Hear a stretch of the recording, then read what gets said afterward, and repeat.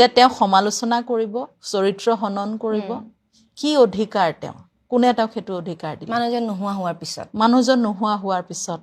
সেই যিজন মানুহ আহি নিজক ডিফেণ্ড কৰিব নোৱাৰে জুবিন গাৰ্গ আৰু গৰিমা বৌক চৰিত্ৰ হনন কৰিবলৈ কেয়াঙুলি তহঁতৰ যোগ্য নহয় তো গৰিমা বৌক তহঁতি কিমান জান জুবিনক কিমান জানো আমি সৰুৰ পৰা পাইছোঁ ভগ্নী পামী বৰঠাকুৰ গৰজি উঠিল কাৰণ ইমান ডাঙৰ ডাঙৰ এটা বদনাম দিছে না এতিয়া জুবিন গাৰ্গ জীয়াই থকা হ'লে নহয় 2 থপৰ দিলেগে হ'লে এতিয়া মৰা পাছত ইমান ডাঙৰ বদনাম উলিয়াই দিছে জুবিন গাৰ্গক আজিলৈকে ইমান বছৰ হ'ল কিমান দেখি গান শুনিছোঁ হেৰি কৰিছোঁ কিমান পাইছোঁ কিন্তু আজিলৈকে শুনা নাই তেওঁ এজন চৰিত্ৰহীন বুলি কিন্তু এতিয়া মৃত্যুৰ পাছত কিয় এনেকুৱা এটা পিছত এটা ওলাই আছে বহুত মানুহে তেওঁলোকৰ ভিডিঅ' বনাই আছে চৰিত্ৰ বেয়া মোক বেয়া আৰে সেইজনী কাৰ লগত আছে কি নাই তেওঁলোকে দেখিছিলে নেকি শিখা সময়তো এটা ডাইলগ মাৰি দিলে চৰিত্ৰহীন আৰু লগতে আমাৰ গৰিমা মোক ইমান বেয়া বেয়াকৈ গালি পাৰিছে নহয় এইজনীক একদম লগ পালে মানে কি কৰিম মানে তেওঁ মানে যিবিলাক মন্তব্য দিছে সাংবাদিকৰ সন্মুখত সেইবিলাক মূৰত ধৰি যায়গৈ এতিয়া পামী বৰঠাকুৰ বায়েনো কি ক'লে আপোনালোকে শুনক যিহেতু কিছুমান সাংবাদিকো কিছুমান কথা উলিয়াইছে বুলি কৈছে কোনে কি কৈছে শুনক তেখেতে হয়তো থকাহেঁতেন তাৰ উত্তৰটো পিছত দিলেহেঁতেন এতিয়া নাই কাৰণে মানুহে বিভিন্ন ধৰণে সাজিছে ধৰি লওক তেওঁ কৈছে যে মই অকলশৰীয়া মোৰ ঘৰেই নাই মই ষ্টুডিঅ'তে শুই থাকোঁ এইটোৰ পৰা বেলেগ বেলেগ ধৰণৰ এটা আহিছে যে সম্পৰ্কটো তেওঁলোকৰ মিঠা নাছিল নেকি কিয় জুবিন গাৰ্গ অকলে শুই থাকিবলগীয়া হৈছিলে নিজৰ পত্নীৰ লগত শুৱনি কথাত নুশুই জোনালীত আচ্ছা সেই মানুহগৰাকীৰ গোটেই ব্যক্তিত্বটো কামবোৰেই ৰাতি কৰা কাম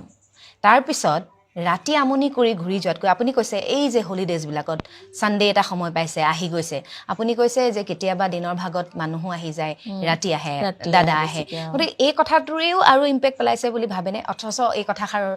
এটা ৰিপ্লাই দিবলৈ দাদা আজি নাই নহয় এইটো কথা একেবাৰে নহয় কাৰণ দাদাৰ কামৰ নেচাৰটোৱে বেলেগ আৰু তেওঁ মানুহজনো বেলেগ তেওঁ মানে ষ্টুডিঅ'টো তেওঁৰ ঘৰে আছিলে হয় সেইটোৱে তেওঁ তাতে ভাল পায় হয়নে নিজৰ কাম ৰাতি কৰে ৰাতিপুৱালৈকে কৰে হয়নে তাৰ ৰাতিপুৱা তাত আৰু বৌয়ে সদায় বহি থাকিবতো নোৱাৰে তাইও মানুহে কেতিয়াবা তাইকো ৰেষ্ট লাগিব আৰু নিজৰ কামখিনি আছে চিনেমাৰ গোটেই তথাপি বৌয়ে যিমান পাৰে 2 দিন 3 দিন থাকিও দিয়ে দাদাৰ লগত ষ্টুডিঅ'তে তেনেকৈ বেডৰুম এটা বনাই থোৱা আছে তাই কেতিয়াবা তাই নিজৰ কাম মেনেজ কৰি মিলাই পেলাই তাই থাকিও দিয়ে সেইখিনিলৈকে কৰে আৰু দাদায়ো যেতিয়া সময় পায় সুবিধা পায় যেতিয়া মন কৰে ঘৰত আহি থাকেহি কেতিয়াবা এসপ্তাহ একেলগে ঘৰত থাকি দিলে এনেকুৱা নহয় কেতিয়াবা আকৌ 15 দিন নাহিলে ঘৰলৈ তেনেকুৱা তেওঁ হৈছে এটা নিজৰ খেয়ালি মনৰ মানুহ নিজৰ মতে থাকে আৰু সেই মানুহজনক কেতিয়াও বৌয়ে এই কথাবিলাকেৰে বান্ধিবলৈ চেষ্টা কৰা নাছিলে কাৰণ যে তুমি ইমান সময়ত ঘৰ আহিবই লাগিব এইটো খাবই লাগিব মোৰ লগত থাকি সেইবোৰ কৰা হ'লে মানুহজনৰ সৃষ্টিটো ধ্বংস হৈ গ'লহেঁতেন মই সেইকাৰণে গৰিমা শইকীয়া গাৰ্গক ধন্যবাদ জনাওঁ যে এই বান্ধোনটো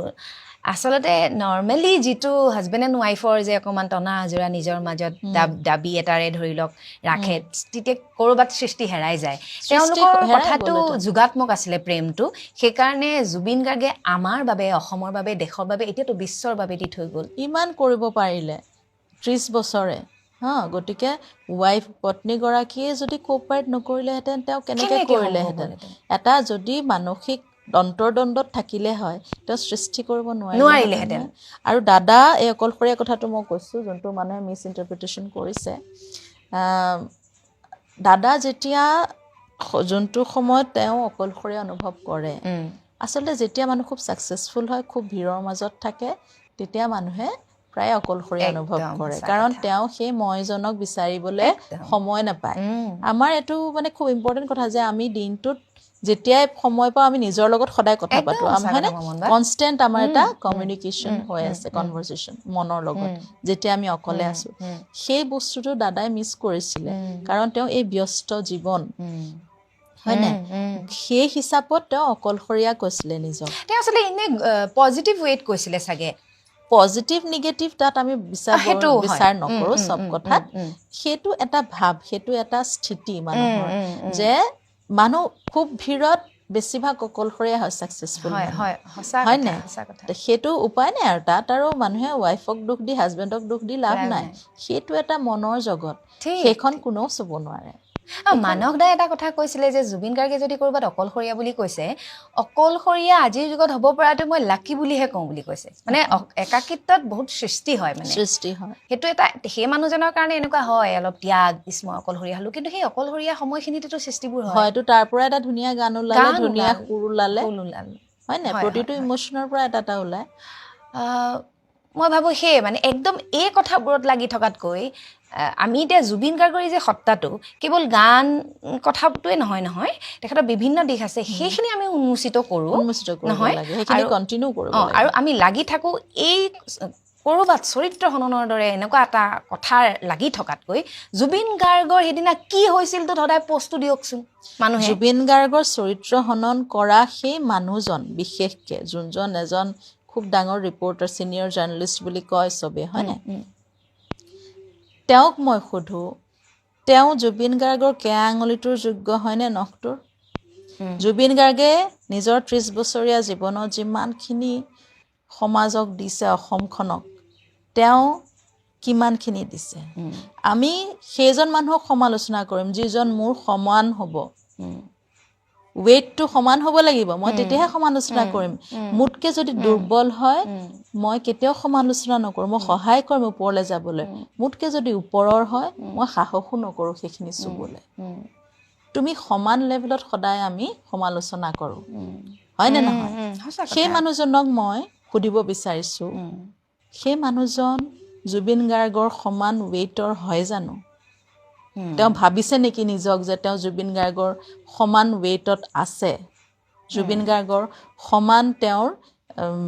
সমকক্ষ,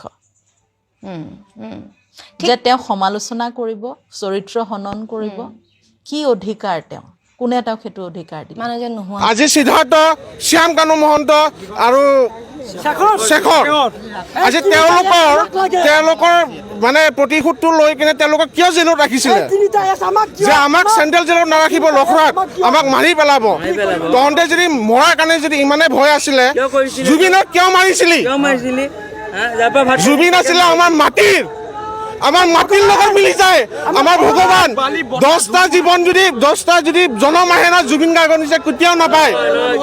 আমাক এটাই প্ৰশ্ন লাগে, আমাক ন্যায় লাগে, আমাক বাকী একো নালাগে, আমাক ন্যায় লাগে। আৰু আমাৰ এনচাৰটো কেতিয়া দিয়ে চৰকাৰে, আমাক সেইটো লাগে। মেইন উদ্দেশ্য হ'ল সেইটো। আৰু SIT যিহেতু ছিংগাপুৰত গৈছে, আহক আপোনালোকে, আমি যিহেতু একমাহ ধৈৰ্য ধৰিছোঁ, আমি আৰু 10 দিন ধৈৰ্য ধৰিম। পোনপ্ৰথমতে জুবিন দাই ন্যায় পাবই, আৰু জুবিন দাই ন্যায় নোপোৱালৈকে কোনো শান্ত নহয়। আৰু মই এটাই প্ৰশ্ন কৰিব বিচাৰোঁ চৰকাৰক, আজি এটা ভিডিঅ' যিটো ফুটেজ হয় আমাৰ CCTVত 1 মাহ থাকে, SITয়ে 1 মাহ পিছত যে ছিংগাপুৰত গৈ যে CCTV ফুটেজ চাব গৈছে, কিহৰ কাৰণে? 1 মাহ পিছত গৈছে। জুবিন দাই যেতিয়া ঢুকাইছিলে তেতিয়া কেলে নগ'লে 3 দিন পিছত? আজি SIT গৈছে 1 মাহ পিছত ছিংগাপুৰৰ কমিটিখিনিক চাবৰ কাৰণে, সোধপোছ কৰিবৰ কাৰণে। যে CCTV ফুটেজ যিটো হয় 1 মাহ পিছত ডিলিট হৈ যায়। অসম চৰকাৰে কিয় মানে আগ্ৰহ নকৰিলে যে 3 দিন পিছত আমি যে যাম ছিংগাপুৰত, কি হৈছিলে কি হোৱা নাই তদন্ত কৰিবৰ কাৰণে, কিয় নগ'লে? আজি 1 মাহ পিছত জুবিন দাই যিহেতু ন্যায় পোৱা নাই, আৰু ন্যায় নোপোৱালৈকে অসম চৰকাৰ সদায় মানে জ্বলি থাকিব আৰু জ্বলাবই। অসম জ্বলিয়ে আছে। যিহেতু অসম চৰকাৰ, মই এইটো বুজি নাপালোঁ, 1 মাহ পিছত মোৰ এইটোৱে কুৱেশ্যন হ'ল, 1 মাহ পিছত কিয় গ'ল? 3 দিন পিছত কিয় নগ'ল জুবিন দাই যেতিয়া ঢুকাইছিলে? ছিংগাপুৰত চবেই কয় যে ছিংগাপুৰৰ ৰিপৰ্ট 1 নম্বৰত আছে, যিহেতু তেওঁক ড্ৰাউনিঙত ঢুকাইছিলে। আমাৰ অসমত অহাৰ পিছত তেওঁক মানে এটেম্প টু মাৰ্ডাৰ দুটা ৰিপৰ্ট আমি পাইছিলোঁ। এটা হ'ল তেওঁক মাথাত মাৰি কিনে মাৰা বুলি কৈছে, আৰু এটা হ'ল তেওঁক বিপান কৰা বুলি কৈছে। চ' আজি ডেটলৈকে আমি ৰিপৰ্ট কিয় পোৱা নাই? গোটেই অসমে কিয় জানিব পৰা নাই যে জুবিন দাৰ কি হৈছিলে? আজি সিদ্ধাৰ্থ, শ্যাম কানু মহন্ত আৰু শেখৰ, আজি তেওঁলোকৰ মানে প্ৰতিশোধটো লৈ কিনে তেওঁলোকক কিয় জেলত ৰাখিছিলে? যে আমাক চেণ্ট্ৰেল জেলত নাৰাখিব, লখৰাত আমাক মাৰি পেলাব। তহঁতে যদি মৰাৰ কাৰণে যদি ইমানে ভয় আছিলে, জুবিনক কিয় মাৰিছিলি? জুবিন আছিলে আমাৰ মাটিৰ লগত মিলি যায় আমাৰ ভগৱান 10টা যদি জনম আহে না জুবিন গাৰ্গৰ নিচিনা কেতিয়াও নাপায় আমাক এটাই প্ৰশ্ন লাগে আমাক ন্যায় লাগে আমাক বাকী একো নালাগে আমাক ন্যায় লাগে আৰু আমাৰ এনচাৰটো কেতিয়া দিয়ে চৰকাৰে আমাক সেইটো লাগে মেইন উদ্দেশ্য হ'ল সেইটো আৰু SIT যিহেতু ছিংগাপুৰত গৈছে আহক আপোনালোকে আমি যিহেতু একমাহ ধৈৰ্য ধৰিছোঁ আমি আৰু 10 দিন ধৈৰ্য ধৰিম পোনপ্ৰথমতে জুবিন দাই ন্যায় পাবই আৰু জুবিন দাই ন্যায় নোপোৱালৈকে কোনো শান্ত নহয় আৰু মই এটাই প্ৰশ্ন কৰিব বিচাৰোঁ চৰকাৰক আজি এটা ভিডিঅ' যিটো ফুটেজ হয় আমাৰ CCTVত একমাহ থাকে SITয়ে একমাহ পিছত যে ছিংগাপুৰত গৈ যে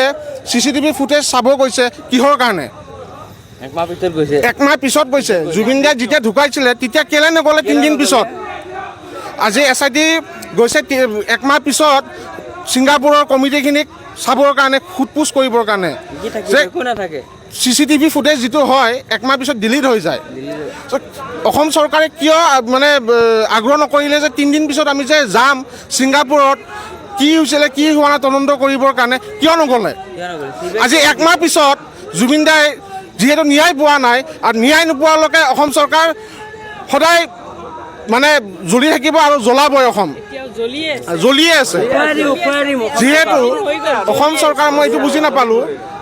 একমাহ পিছত মোৰ এইটোৱে কুৱেশ্যন হ'ল একমাহ পিছত কিয় গ'ল 3 দিন পিছত কিয় নগ'ল জুবিন দাই যেতিয়া ঢুকাইছিলে চ' ছিংগাপুৰত চবেই কয় যে ছিংগাপুৰৰ ৰিপৰ্ট 1 নম্বৰত আছে যিহেতু তেওঁক ড্ৰাউনিঙত ঢুকাইছিলে আমাৰ অসমত অহাৰ পিছত তেওঁক মানে এটেম্প টু মাৰ্ডাৰ দুটা ৰিপৰ্ট আমি পাইছিলোঁ এটা হ'ল তেওঁক মাথাত মাৰি কিনে মাৰা বুলি কৈছে আৰু এটা হ'ল তেওঁক বিপান কৰা বুলি কৈছে চ' আজি ডেটলৈকে আমি ৰিপৰ্ট কিয় পোৱা নাই গোটেই অসমে কিয় জানিব পৰা নাই যে জুবিন দাৰ কি হৈছিলে